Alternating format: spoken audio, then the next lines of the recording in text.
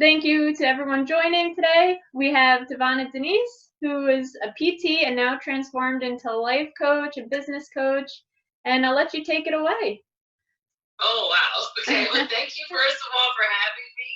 I'm excited to be here to share about the power of coaching and really how it's helped my life and how it helped me when I was still treating patients and how it's helping me navigate this quarantine that we find ourselves in. So I guess I'll just start with a little bit about me and how I got into life coaching from physical therapy. By trade, I came out of PT school in '01, so I've been doing that for a while. And I think I just got to a place where most people do, where they're like, okay, is this it? Is this all? You know, am I just gonna be treating patients for the rest of my life? I had gotten to a place where I went into from patient care to management to having a contracting company and doing things on my own, which was great because then I got a chance to try various settings. So I got to try all the different things, and I had done all of the things and was like, okay, is this it? And starting to kind of feel at that point in time burned out, and I really sought out training and life coaching to solve some of my own problems. Right? I had this idea that I didn't want to work in patient care for the rest of my life.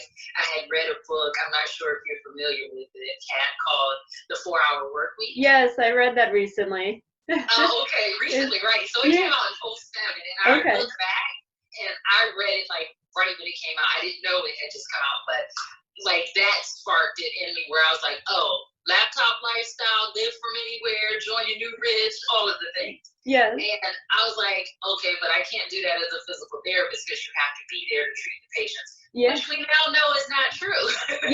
Yes. And telehealth has been on the rise, but it's still, many people are hesitant as to how that can truly help them. Oh yeah, because I was a manual therapist. I started out in orthopedics, so I wanted to put my hands on people until my thumbs went out on me. Yes. So then I transitioned into the other types of therapy, and seeing that telehealth wasn't a thing, I was like, okay, well, I guess I can't be a physical therapist forever because I want to live anywhere and blah, blah, blah. So that started the wheels turning about what can I do? And that took me down the online marketing pathway that didn't quite feel like what I wanted. Like, because as a physical therapist, I love helping people and I love seeing people transform. That's how I got into this.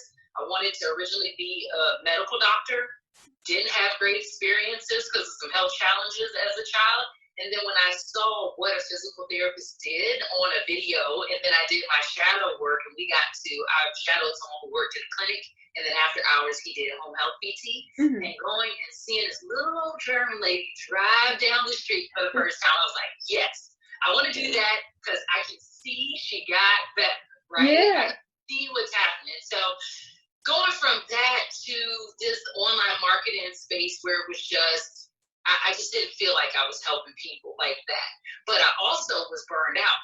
And so I was looking at life coaching because it was the first time when anybody told me that I got to choose how I felt, or I got to choose how I thought about any circumstance that I found myself in. And I was totally fried at work, trying to get out, chasing money in terms of always having side hustles and side businesses and all these things, just trying to find a way out. And I said, okay, let me figure out what's going on with me because I'm the constant in all of this. And that's how I found the life coach school. I got certified as a weight coach as a life coach first, then a weight coach because of some of my own challenges. And I was like, this is it. If this is the next step, I'm going to do this because I get to help people. I love reading books. I love quotes. I love self-development. This is my and so essentially how that translated into life plus business coaching was because I had businesses before, more of the coaches were coming to me and they're like, well, how did you get your business up so fast? Like, I know the skill of coaching. Like we do in physical therapy, we know how to be a physical therapist. We were trained in that, but we weren't trained in business. And so what I did was I reached back and helped some of my life coaching buddies get their businesses up. And then also because of some challenges I had seen with my mom and her business that basically took over her life. She had an assisted living facility. I wanted to teach people how to create lifestyle businesses that support the life that they want. Yes. And so that's kind of how I got to the life plus business coaching. Like, as many times as I try to separate the two, it just doesn't work. It's hard. Especially when you run your business. It's you running your business, and you're doing this so that you can have life. So. Absolutely. And I find too, like the 4-Hour Work Week, how it was a great book and very inspirational in certain things, are getting systems in place, forming the right habits. But it, it's not going to happen right away either. And I'm finding that too. It's just like I'm spending a lot of time trying to get systems in place and still trying to work on setting boundaries for myself as well, because I do want that lifestyle. I do want, to have that time freedom and still genuinely help people and provide a high quality service just as you're doing. And sometimes it's hard to say, okay, it's not going to change, make or break at 10 o'clock at night here. You can start tomorrow and, rest up, take care of ourselves. And in time, the hard work early on will pay off and have more of a lifestyle.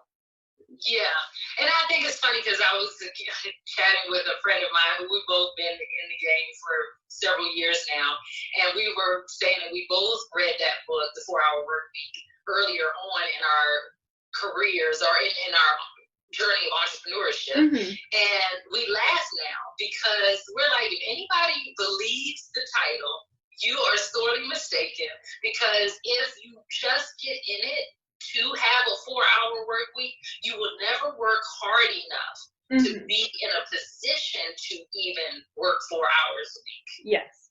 And right, because we just know in the beginning it takes a crap ton of energy, like time, effort, energy, money sometimes. Like, it just takes a heavy investment in the beginning. Yeah. And the way I think about it to kind of help us wrap our minds around it, because I think we see stuff like that and we think it's going to happen overnight. And so we're like, yes, I know how to work hard. So let me just roll up my sleeves and get in there. And then we're like, oh wait a minute.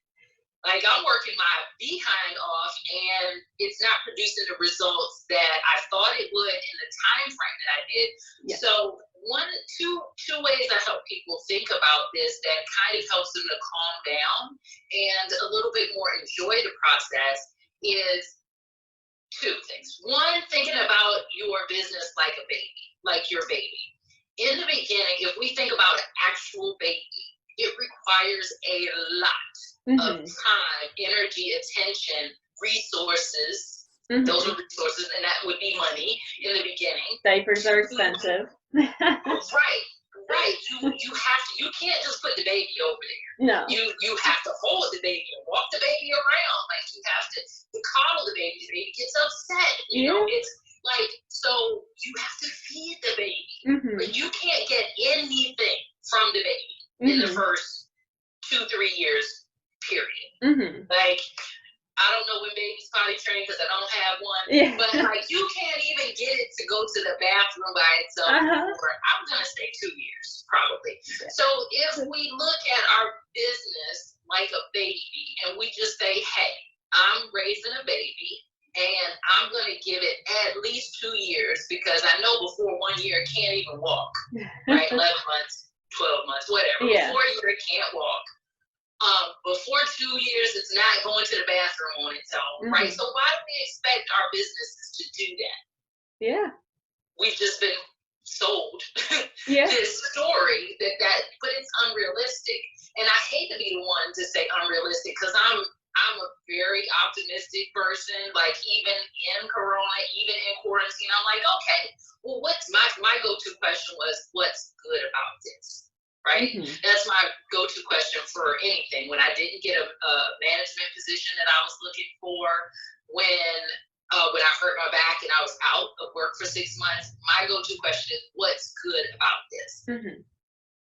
So I hate to be the one to be like, well, what's realistic? Because there are certainly times where we see people do that in a shorter time frame, but we call them outliers, right? So the one example would be the babies. And then I've lost my other example, but I'm sure it'll come back to me. So. And you talk about the gauntlet too, and how, especially starting out early on and trying to break the cycle and actually push past all the hardship, the uncertainty, the doubt, the fear, and and then finally, the more and more you just keep being consistent, and it might take 2 to 3 years, like a toddler, to finally, take off on your own and actually be a little bit more self-sufficient. That too is what you say, the whole process is just, just keep working, keep the finish line in sight. It will happen. And when you do get, hit with an unhappy circumstance or a challenge, you're just like refocus on and say, how can this help me? What's the good that's coming from this situation right now? And it's definitely very helpful for people to kind of step back, reflect, and then push forward. Yeah, and so I thought of what my other example is here, and then I'll put some context around the gauntlet, what you were talking about there. The other example, if people don't have kids or they're not relating to that, is if we have anybody that is in healthcare and that is also a physical therapist, we think about what was PT school like. Most PT programs are 2.5 to 3 years now, and think about the intensity of that in terms of all of the new skills that we had to learn and all of the things that we had to do. And they weren't going to let you go in there for 6 months and come out and say, oh, I'm a physical therapist, or I'm even qualified to take tests to see if I can get a license in order to practice. Like, it was 2 to 3 years of intense education, of learning the didactics, the basics of what all goes in that you need to have on a base level. Because we all know that once we get out there practicing and we're putting our hands on patients or working with patients in any capacity, we know that we just have basic knowledge. Well, at least I'll say for me, when I got out of school, I was calling my mom crying, like, I don't know what I'm doing. This is like, I was like, why did they let me out of school? I don't know what I'm doing. I don't have a CI looking over me or some guidance. And right. But the test says a license, and but I don't feel like I know what I'm doing, right? So that was even after 2 or 3 years of having the education. And then you've got to put like practical, like feedback, put your skin in the game, actually do this stuff. So that's another example that I like to use sometimes that helps people put things in perspective. And so if you were willing to go to school for 2 to 3 years with no expectation of making money, zero. Matter of fact, you paid for the privilege of being there, right? And you went to work, when you were year 2, year 3, you were working, seeing patients that paid full price to get your services, but you didn't get paid, right, for the education. And so I think when we think about it like that, it kind of helps people to more normalize it and settle down and calm down and put more realistic parameters around, okay, when I'm setting out to do this thing, I know that there's a crap ton of things that I don't know. First of all. And I know that there is some sort of a learning curve. I'm not saying that you can't go out and start your business and start making money from day one. I'm not saying that, because I did. Not a lot, but you can do it. But I'm just saying, if you can kind of think about it a little bit in terms of, okay, this is the education process. I'm having to learn marketing, sales, delivery of this new service potentially if you're not already doing physical therapy, right? If you go into coaching or something, that's a whole new skill set. I'm having to learn how to manage people. I'm having to learn all of these new softwares and systems and tools. Like, it's a lot of stuff to learn. So can you give yourself some time, some space, some grace to pick up these skills and bring them together in a way that feels good to you. So that's one thing. And then the other thing, based on something that you said earlier, Kat, was putting boundaries around it and working till 10. Trust me, I've been there. Sometimes I still do it if I have a project that I'm working on. But I think one, we're putting too much stress on ourselves to get it done faster, which sometimes makes it actually go slower. And then the other thing is that many of us jump out here with no plan. We have no clue, no idea of what we want to do, no plan for even how to test and validate our ideas so that we can choose one. And we also, in the learning, like if I go back to the school example, we have a curriculum that is set up for us. There is no curriculum really in entrepreneurship. No. So we're doing a lot of experimentation, and we don't, because there's no curriculum, and because we often step out without a plan and no way to test and validate things and how to set up our own, what I call an IEP, if anybody's an OT or familiar with pediatrics. My mom was a special ed teacher, so they create individualized education plans. Well, that's something that I do with my clients too, because there's so many things that you need to learn to execute on a plan. First of all, you need to have a plan. Yeah. Okay. Second of all, you need to know what parts do you already have. Some people are tossing good assets that they already came with because they saw a Facebook ad that said you should be running a Facebook group now. Or they see a Facebook ad where they say, oh, you should be writing an ebook or something. And this person doesn't even like to write. And it's the shiny object syndrome of like, let me do that, let me do that, let me do that. Right. And then you don't know where to start. And 100%. And that's where someone like you comes in with the bird's eye view and says, these are all great ideas. This is your main focus for now. This is your homework. This is what you need to accomplish. Those other 500 things you thought about, which might help your business long term, do that in a month. Or we'll reevaluate and pick one thing from that list next, after you accomplish this step.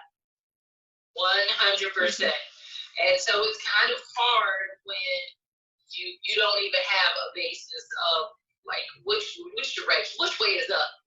What is my North Star? Like, where am I heading? So if I were to give like just a tidbit or a tip for people that are like, that's me, I don't know where to start, I have a zillion ideas, and every day I feel like I'm on somebody else's webinar, watching somebody else's Facebook Live downloading somebody else's freebie, I would ask you to just pause for a second and decide 1 year, 3 years, 10 years down the road, really, if you get your mind to the space of 10 years, right? If you can go 10 years down the road, what would you like to have created, right? And then once you know what you would like to have created, then you can come to where you are now and say, okay, whatever shiny object that they're advertising today, does this point in that direction? Does that guide me towards this thing that I want to have? Or is it something that I'm just feeling anxiety or fear of missing out? Like, am I having some FOMO because they're a really good marketer? Or is this something that's really aligned towards the goal and towards my personality and strengths and skill sets? If it's a no, if it checks those boxes, then you chunk it. Like, yeah. Okay, it's a good idea, maybe for somebody, maybe not for me, or maybe later on, like you said, but not for me. Because then it helps you to not be pulled in so many directions, and you can just be laser focused and keep going and get traction. That's part of the problem when we're starting businesses, is that one, the learning curve, but two, we're being pulled in so many directions, we can't get traction. And when we say being pulled in many directions, one, in terms of what clients we want to serve, two, in terms of our offers, we try to serve too many different types of clients, we try to create too many different types of offers, and then we try to learn from too many different teachers. It's true, and there's a lot of stuff out there, and just like it's important to have a presence online if you have a business, it is, it's also important to not get sucked into all the other options out there or other different directions, which, like you said, won't necessarily sync with your style or your 10-year goal. And to kind of take it with a grain of salt, maybe something is valuable out of that resource, but you don't need to bombard yourself with information to just create more anxiety, fear, and uncertainty. Well, yeah, because when there's so many decisions, people are afraid of making the wrong one. Mm-hmm. You know, and so that's why I said we're trying to choose too many people, too many offers, too many teachers, because different people have different approaches to doing things. So I would say if you're vetting a mentor, a teacher, and I think it's important to talk about the difference between a mentor and teacher and a coach, because that's where I think some people are getting tripped up, right? So I think about teachers in terms of who is teaching a specific method or a tactic, right? That person says, I know how to do Facebook ads, so I'm going to teach you how to do Facebook ads. Or somebody says, I know how to write ebooks, so I'm going to teach you how to write ebooks. Or I know how to run Facebook. Those are tactics. The strategy is, okay, well, where does Facebook ads or a Facebook group fit into your overall plan, into that 10-year goal? Like, how does having a Facebook group help you get to that 10-year goal? So that's the strategy. So I think a lot of people are getting confused between teachers, mentors, that kind of thing, and the mentor who, like, I did something this way, so I'm just going to show you how I did it, versus a coach. So what, in my opinion, a coach does is a coach will ask you a number of questions to figure out what are your goals, what current assets do you have in terms of strengths, skills, credentials, what have you. What are your strengths? What do you like? What do you want? What don't you like? What don't you want? What are your non-negotiables? What is your lifestyle like? I had a potential client call the other day, and she is a physician. And she told me that she's not in a place where she could ever see herself not treating patients. Okay, cool. She's like, this is a side thing for me. It's serious, but it's a side thing for me. And I work at the hospital 4 days a week, sometimes 5 days a week. I've got like 3 kids, a husband. Like, I need, it's a lot. I got a lot going on. So time is not a huge resource of mine. So we don't even get to that place without me asking questions, right? Because sometimes a strategist or a teacher will say, hey, this is my method, this is how I do things, and so I'm just going to teach you this. But a coach will ask you all of these questions to find out what's important to you, so that we can build a strategy that feels good, that's aligned with you, your goals, and your lifestyle. So in this particular person's case, I knew from asking the questions versus telling them. Yes. That's the difference. That's the major difference.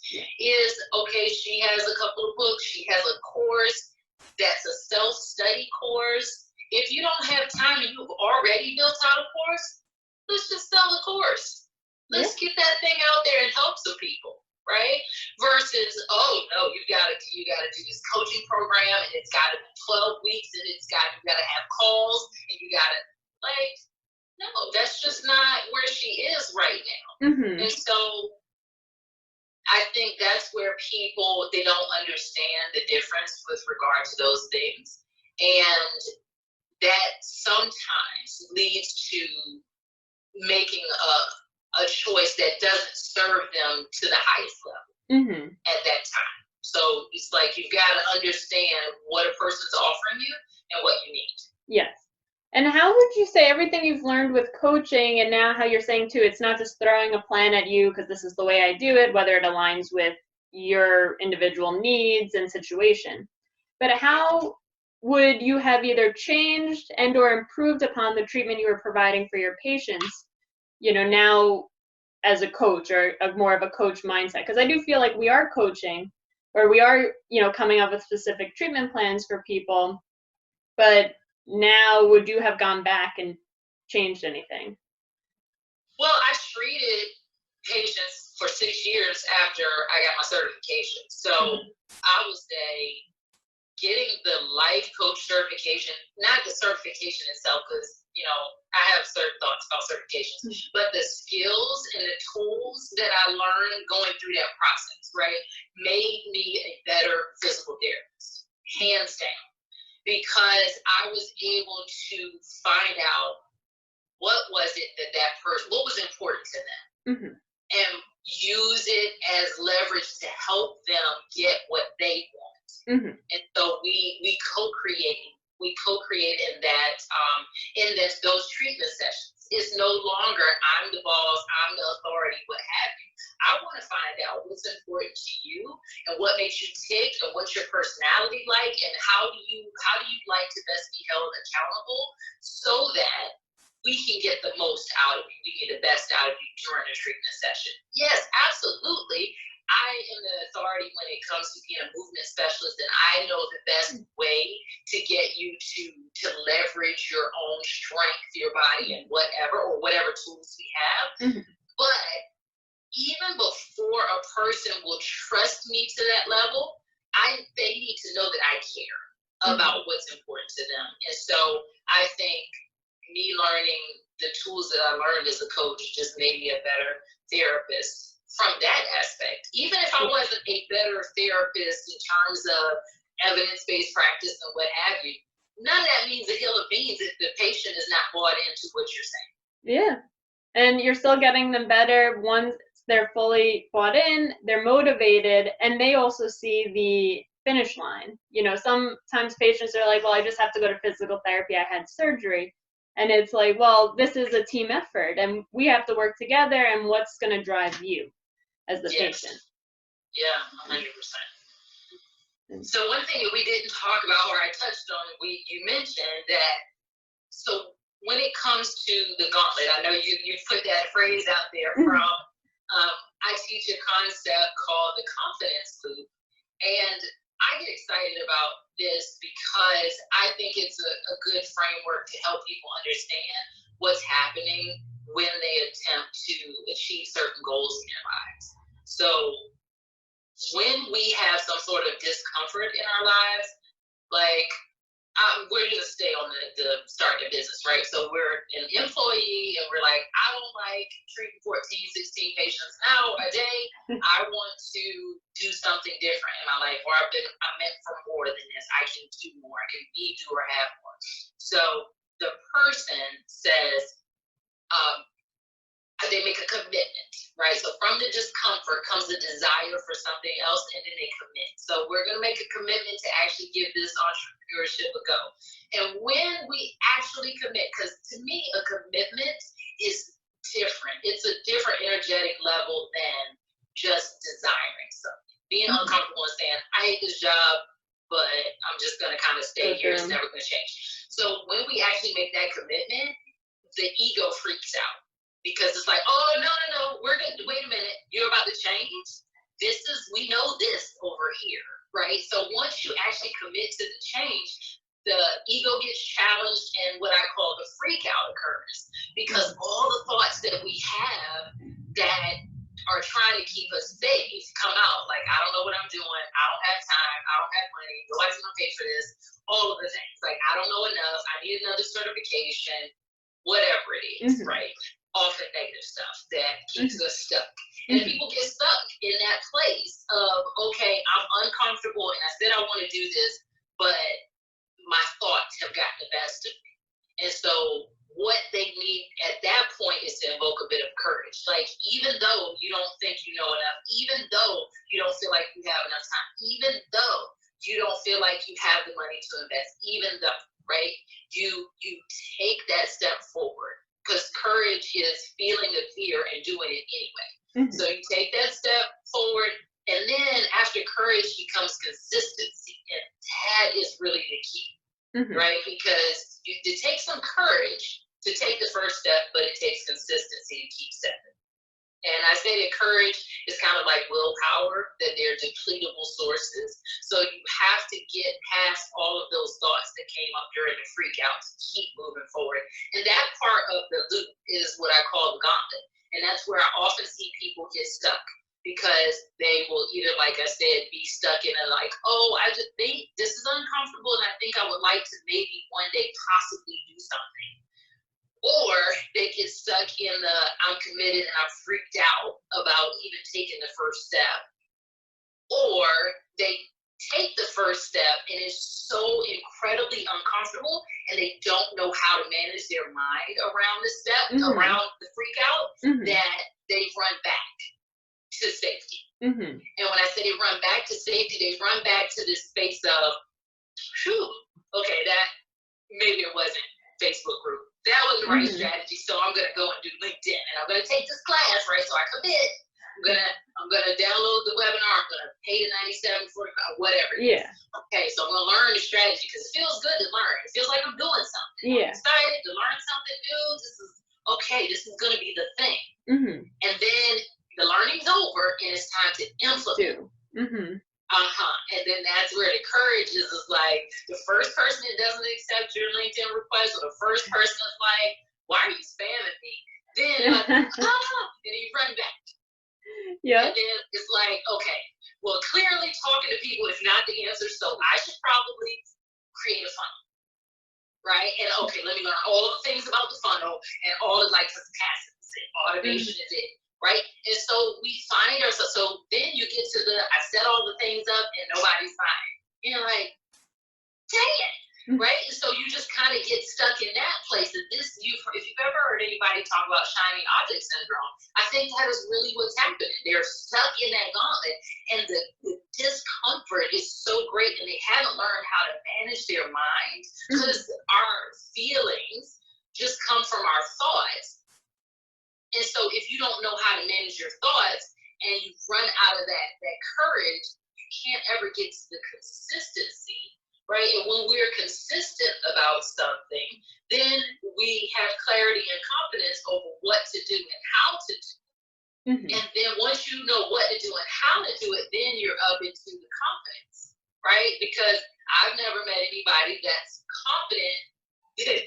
Well, I'm not talking about narcissists. I'm talking about confident that knows what to do and how. So when you know what to do and how, you're pretty confident. And then you drop into the comfort zone.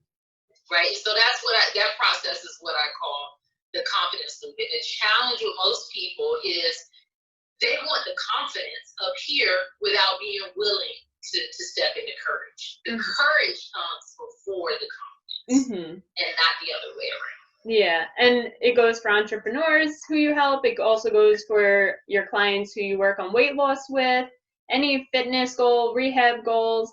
The same thing kind of holds true. It's like somebody says, I want to, get rid of my back pain. I've had it for 10 years. You know what? Maybe now I'll do something. And same thing, just like, okay, you start, something re-triggers the pain. You know what? I can't do this anymore, and you fall back. Or I want to lose weight.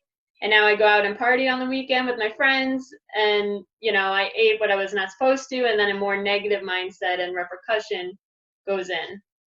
And so consistency, like you said, is just getting to that point, learning to make these positive habits. So if you do have a slip up or if you do have something, it's okay, and it's enough to push into that confidence zone and to say, I can still do this. I can get past these challenges. I've been doing it for 30 days, 60 days, 90 days, 2 years now, and I don't have to worry about falling back into bad habits. Oh, yeah. Yeah, I think, and then just what you were saying, it can work. It really tripped me out when I realized this because it works in anything. We can put find a man in there. Yeah. The discomfort of being lonely or being by myself, and then I commit to go on, I don't know, whatever the new dating app is. And then the freak out occurs. What if they don't like me? What if I don't have the right picture? What if I didn't say the right thing in the profile? Right? So you can put it anywhere. Like even as you go from one person entrepreneur to you want to bring someone into your practice. Okay, you could. The discomfort of seeing all the patients by yourself. Then the commitment of looking for somebody, then the discomfort or the courage that it takes to be like, do I even know how to manage people? Do I have enough money to support this person? If I bring them on to, like, do we have enough patients to come in?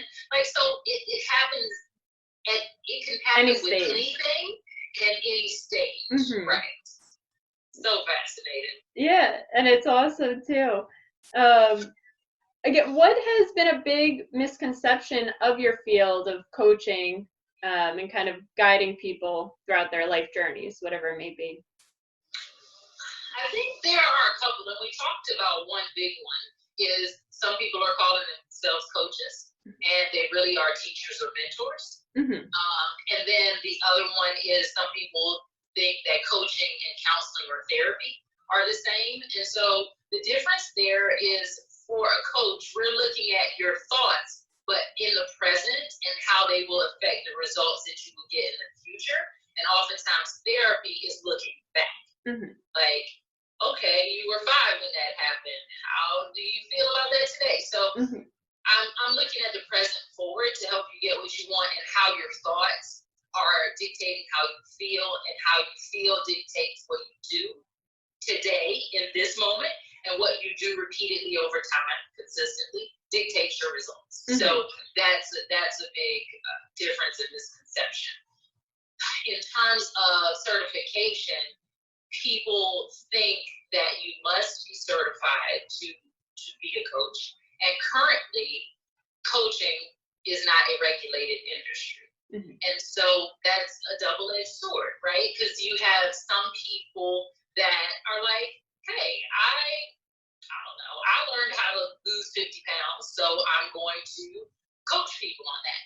And maybe they do know how to ask the appropriate questions to help the person come to their best plan or decision, or maybe they don't. Like, the skills that I learned in coach training, I couldn't pick those up by myself. Mm-hmm. And that's like a RD, a registered dietitian, versus just anyone who comes up with a nutrition plan. Or, it's like, it can be helpful, and it does, provide some benefit to people, but for the true nitpicky, okay, let me understand your medical history, let me understand the specific foods that will fuel you the best, that's a whole science. That's very complicated. And even as physical therapists, while we can touch on general nutrition, and give tips to our patients, I always say, like, especially if you have a chronic disease or an issue going on, like, you should see somebody else who can best help you because there's so many factors that go into play, and that's not my specialty. I'm a movement specialist. I can tell you to eat better. I can give general tips, but the medications you're on, the different medical history you have, see an RD or see a naturopathic doctor.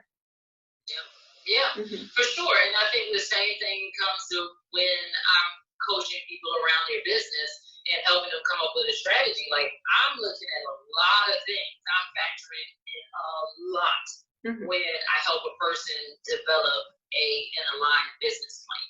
Mm-hmm. So to me, that is very much different than like you said, somebody saying, okay, this is the strategy, do these 3 things, this is what works for me. And it may or may not work, but when I'm helping somebody, I'm looking at a ton of different factors. Mm-hmm. And making the most specific plan that'll best serve that client. Correct. Good. And any other tips or, advice you might have at this crazy time? How everybody's kind of world has been turned upside down, and, entrepreneurs starting off, people already in the business having to change their game plan. Any advice you could offer people? Yeah, I would say so many different ways I could go with that question. So let me see if I could break it down from a personal standpoint. Like, we have to be grounded first. And so to ask yourself, what do you need right now to feel secure? What do you need? Like, if we think about Maslow's hierarchy of needs, as long as you have shelter, food, water, that kind of thing, do you know what your minimum financial needs are? And how long will you be sustained with what you already have? So that's one thing to think about.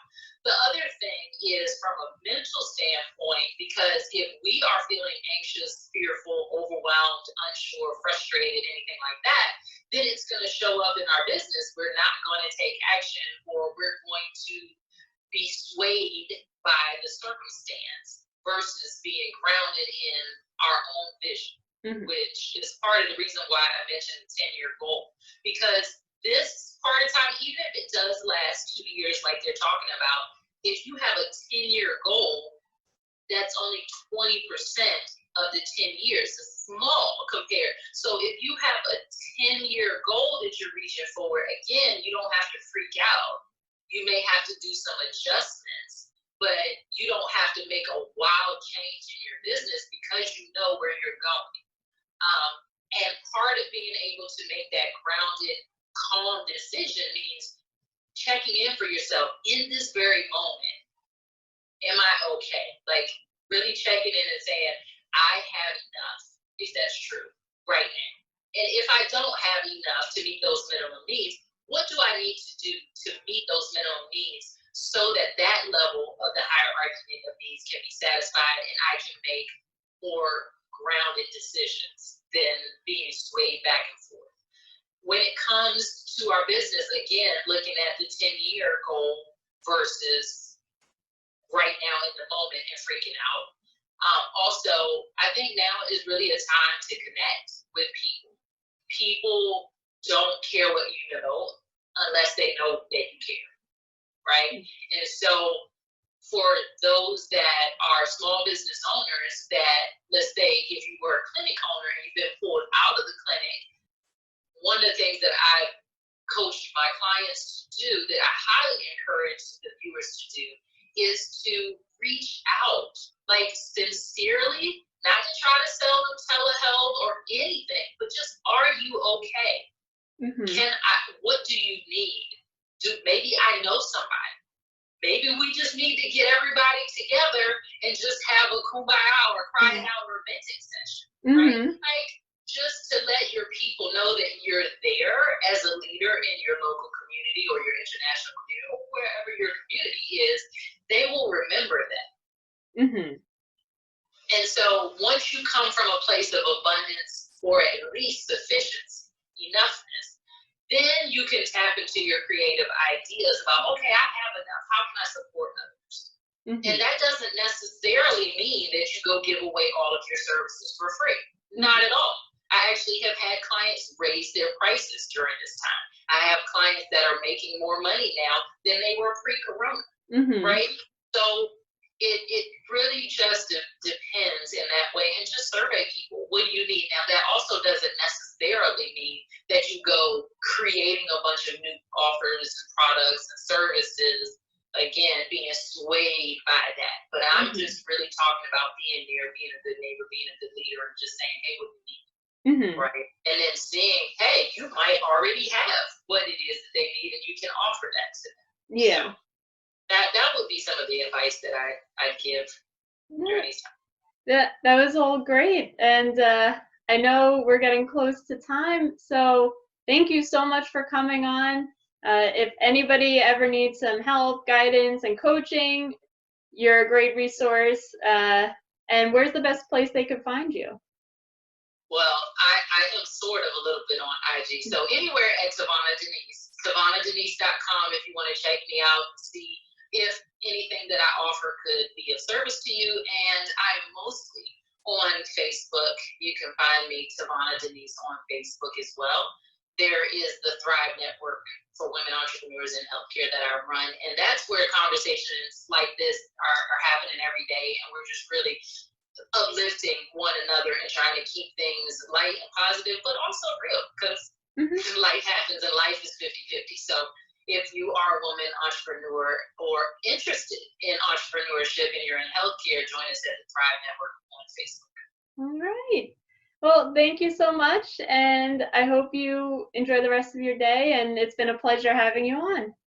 Thanks. You too. Thanks for having me. All right. Have a good one. Take care. Bye.